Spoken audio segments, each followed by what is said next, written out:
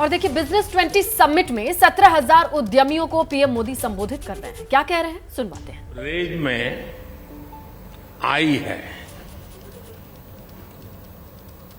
आई innovation को represent करता है, लेकिन मैं इसमें इनोवेशन के साथ ही एक और आई को भी देखता हूं, और ये आई है इंक्लूसिवनेस। हमने अफ्रीकन यूनियन को भी G20 की स्थायी सदस्यता के लिए इस विजन के साथ इनवाइट किया।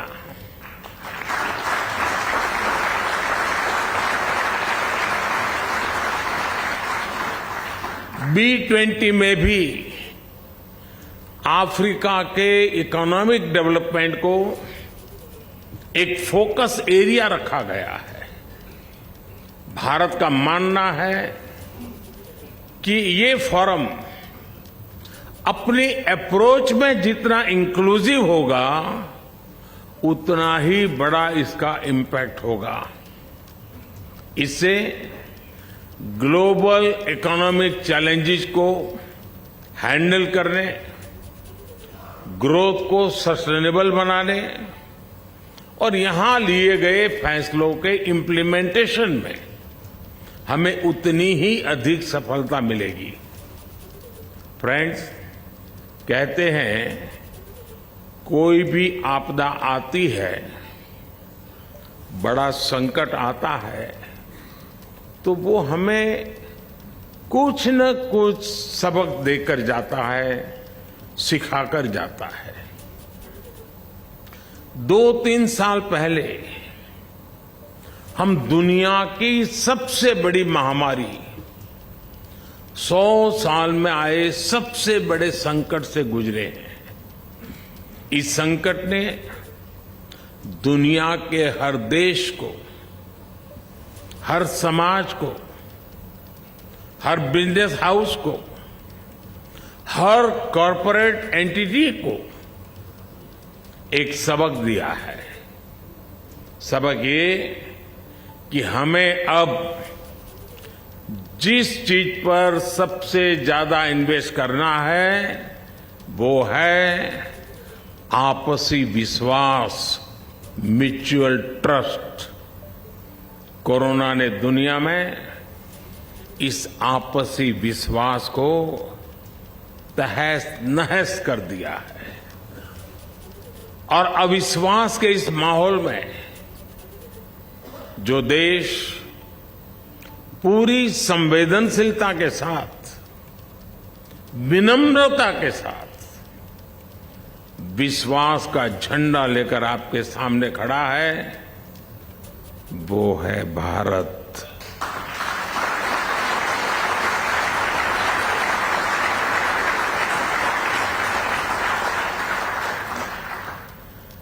सौ साल के सबसे बड़े संकट में भारत ने जो चीज दुनिया को दी, वो है विश्वास, ट्रस्ट, म्यूचुअल ट्रस्ट। जब कोरोना के समय दुनिया को जरूरत थी, तो फार्मेसी ऑफ द वर्ल्ड के नाते भारत ने 150 से ज्यादा देशों को दवाइयां उपलब्ध कराई।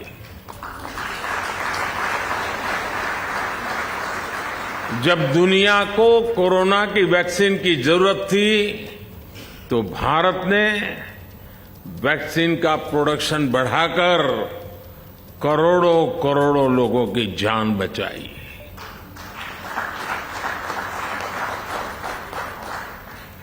भारत की डेमोक्रेटिक वैल्यूज भारत के एक्शन में दिखती है, भारत के रिस्पांस में दिखती है।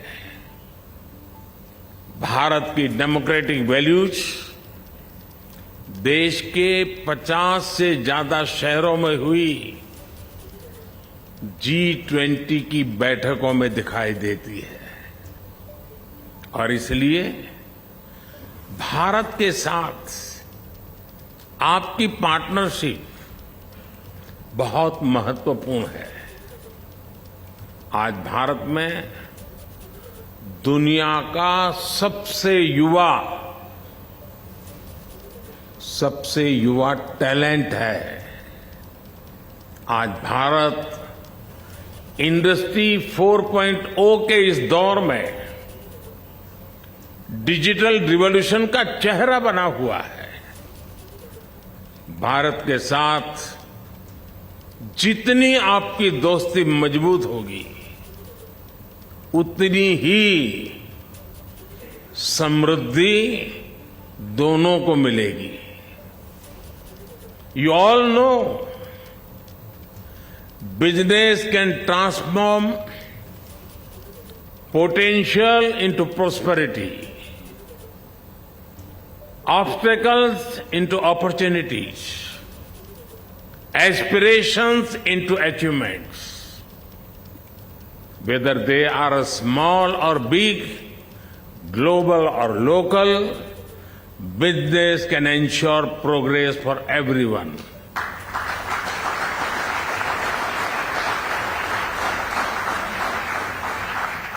Therefore, the future of global growth is dependent on the future of business. Friends, कोविड-19 से पहले और कोविड-19 के बाद की दुनिया बहुत बदल गई है। कई चीजों में इरिवर्सिबल चेंज हम देख रहे हैं।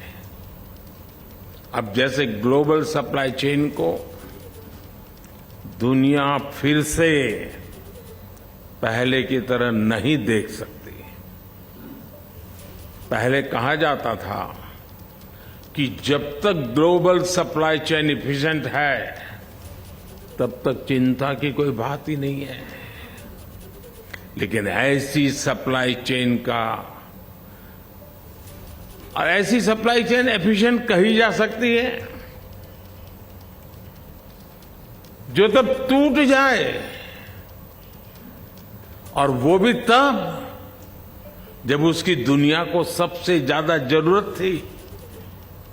इसलिए आज जब दुनिया इस सवाल से जूझ रही है, तो साथियों मैं आपको विश्वास देता हूं, इस समस्या का समाधान भारत है।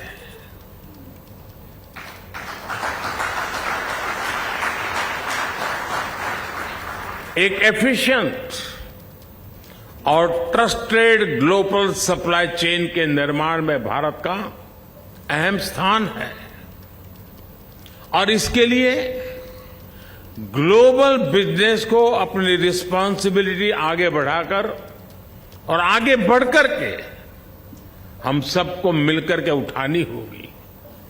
फ्रेंड्स, मुझे खुशी है कि G20 देशों के बीच बिजनेस 20 डिबेट और डायलॉग का एक वाइब्रेंट फोरम बनकर उभरा है। इसलिए जब इस मंच पर हम ग्लोबल चैलेंजेस के सॉल्यूशंस पर चर्चा कर रहे हैं, तब सस्टेनेबिलिटी बहुत अहम विषय है। हम सबको ये ध्यान रखना होगा कि सस्टेनेबिलिटी की बातें सिर्फ नियमों कानूनों तक सीमित न रहे, बल्कि ये रोजमर्रा की जिंदगी का हिस्सा बने, जीवन का हिस्सा बने। मेरा आग्रह ये है कि ग्लोबल बिजनेस को इससे एक कदम और आगे आना चाहिए। सस्टेनेबिलिटी अपने आप में अपॉर्चुनिटी भी है और एक बिजनेस मॉडल भी है। अब आप छोटा सा मैं उदाहरण देता हूं, मिलेट्स का उदाहरण समझ सकते हैं। इस वर्ष को UN international year of millets के रूप में मना रहा है। मिलेट्स सुपर फूड भी हैं, एनवायरमेंट फ्रेंडली भी हैं और छोटे किसानों को भी सपोर्ट करता है और इसमें फूड प्रोसेसिंग बिजनेस में भी अपार संभावनाएं हैं। यानी ये लाइफस्टाइल और इकोनॉमी हर लिहाज से विन विन मॉडल है। इसी प्रकार हम सर्कुलर इकोनॉमी को भी देखते हैं। इसमें भी बिजनेस के लिए बहुत बड़ी संभावनाएं हैं। भारत में हम ग्रीन एनर्जी पर बहुत अधिक बल दे रहे हैं। हमारा प्रयास है कि सोलर एनर्जी कैपेसिटी में जो सफलता भारत को मिली है, इसको हम ग्रीन हाइड्रोजन के सेक्टर में भी दोहराएं। भारत की कोशिश इसमें भी दुनिया को साथ लेकर चलने की है और ये कोशिश इंटरनेशनल सोलर अलायंस के तौर पर भी दिखाई देती है। फ्रेंड्स, पोस्ट कोरोना वर्ल्ड में आजकल हम देखते हैं कि अपनी हेल्थ को लेकर सभी बहुत कॉन्शियस हो गए हैं। हेल्थ कॉन्शियसनेस डाइनिंग टेबल पर तो तुरंत दिखती है। जब हम कुछ खरीदते हैं, जो खाते हैं, जो काम करते हैं, हर चीज में ये जरूर देखते हैं कि इसका हेल्थ पर क्या प्रभाव पड़ेगा। हर कोई सोचता है कि कहीं मुझे तकलीफ तो नहीं हो जाएगी, लंबे समय मुझे मुश्किल तो नहीं हो जाएगी। हमें सिर्फ आज की चिंता नहीं होती, बल्कि ये भी सोचते हैं कि आगे चलकर भी इसका क्या प्रभाव होगा।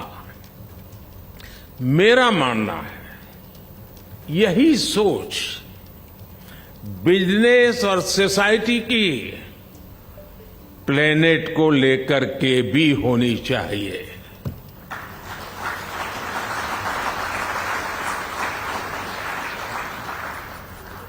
जितनी चिंता मुझे मेरे हेल्थ के लिए हो और मेरी रोजमर्रा की जिंदगी में वो मेरा तराजू हो, तो मेरे रोजमर्रा की जिंदगी में प्लेनेट को क्या इंपैक्ट होगा, उसकी हेल्थ का क्या होगा, यह भी तो हमारी जिम्मेवारी है।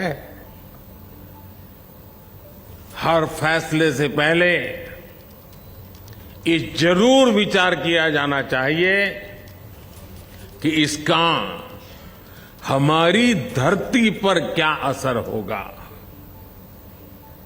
मिशन लाइफ यानी लाइफ स्टाइल फॉर एनवायरमेंट के पीछे यही भावना है। इसका मकसद दुनिया में प्रो प्लेनेट पीपल, इस प्रकार का एक समूह तैयार करना, एक आंदोलन खड़ा करना है। हर लाइफस्टाइल डिसीजन का बिजनेस वर्ल्ड पर कुछ न कुछ प्रभाव जरूर पड़ता है। जब लाइफस्टाइल और बिजनेस दोनों प्रो प्लेनेट होंगे तो अनेक समस्याएं वैसे ही कम हो जाएगी। हमें इस बात पर बल देना होगा कि अपने जीवन, अपने बिजनेस को हम कैसे एनवायरमेंट के हिसाब से डालें। भारत ने बिजनेस के लिए ग्रीन क्रेडिट का फ्रेमवर्क तैयार किया है। हम लोग इतने दिनों से कार्बन क्रेडिट में ही उलझे हुए हैं और कुछ लोग कार्बन क्रेडिट का मजा भी ले रहे हैं। मैं दुनिया के सामने ग्रीन क्रेडिट की बात लेकर के आया हूं। ग्रीन क्रेडिट जो प्लेनेट पॉजिटिव एक्शन पर जोर देता है। मैं ग्लोबल बिजनेस के सभी दिग्गजों से आग्रह करता हूं, कोई इससे जुड़े और इसे एक ग्लोबल मूवमेंट बनाएं। फ्रेंड्स, हम बिजनेस की ट्रेडिशनल अप्रोच पर भी विचार करना होगा। हम सिर्फ अपने प्रोडक्ट, अपने ब्रांड, अपनी सेल की चिंता तक सीमित रहे, ये काफी नहीं है। एक बिजनेस के रूप में हमें एक ऐसा इकोसिस्टम बनाने पर भी बल देना होगा जो लॉन्ग टर्म में भी लाभ देता रहे। अब जैसे भारत ने बीते समय में जो पॉलिसी इंप्लीमेंट की है, उनके कारण सिर्फ 5 वर्ष में ही लोग करीब करीब 13.5 करोड़ से ज्यादा लोग गरीबी से बाहर आए हैं।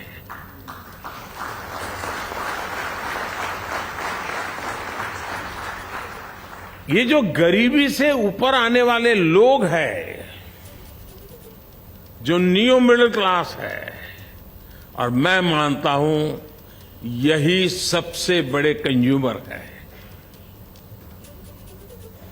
क्योंकि वो एक नए एस्पिरेशंस के साथ आते हैं।